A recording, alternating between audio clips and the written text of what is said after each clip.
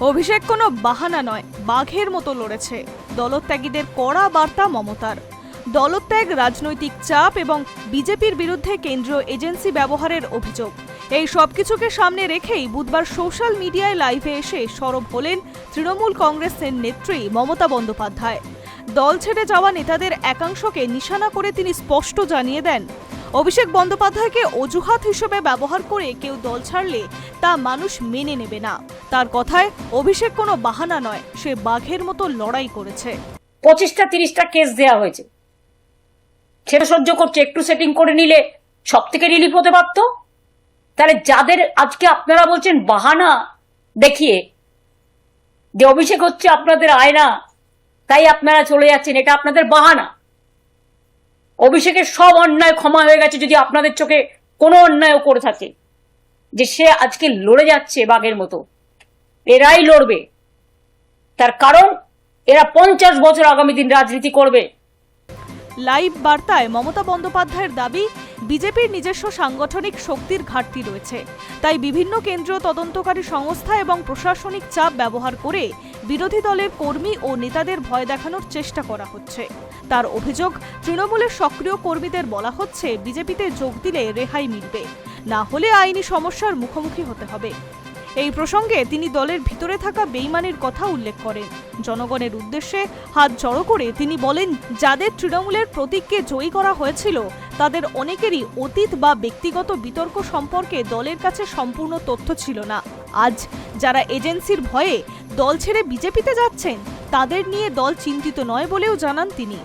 মমতার বক্তব্যে বিশেষ গুরুত্ব পায় অভিষেক বন্দ্যোপাধ্যায়কে ঘিরে চলা রাজনৈতিক বিতর্ক। তিনি বলেন, আজ অনেকেই অভিষেককে খারাপ বলছেন, কিন্তু আসলে কি সেটাই তাদের দল ছাড়ার অজুহাত? অভিষেকের বিরুদ্ধে একের পর এক মামলা হয়েছে, তবুও সে লড়াইয়ের ময়দান ছাড়েনি। অভিষেক বন্দ্যোপাধ্যায়ের পরিবার প্রসঙ্গ টেনে আনেন তৃণমূল নেত্রী। তিনি স্মরণ করিয়ে দেন, তদন্তের সময় অভিষেকের স্ত্রীকে ছোট সন্তানকে নিয়ে কেন্দ্রীয় সংস্থার দফতরে হাজিরা দিতে হয়েছিল।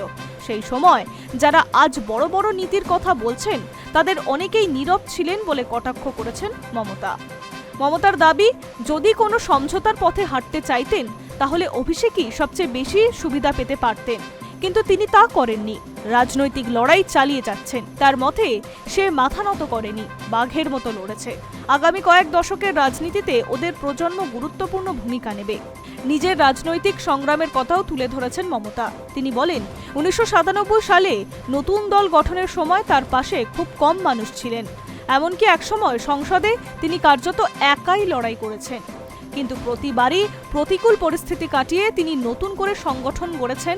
এবারও প্রয়োজন হলে তিনি শূন্য থেকে শুরু করতে প্রস্তুত। আসন্ন 21শে জুলাইয়ের শহীদ দিবসের সমাবেশের প্রসঙ্গ তুলে দলের কর্মী সমর্থকদের উদ্দেশ্যে বার্তা দেন মমতা বন্দ্যোপাধ্যায়। কোনো দলের নেতা দল ছেড়ে গেলে তৃণমূলের শক্তি কমবে না, কারণ দলের আসল শক্তি হলো তৃণমূল স্তরের কর্মীরা, যারা দীর্ঘদিন ধরে সংগ্রাম করেছেন, মানুষের পাশে দাঁড়িয়েছেন।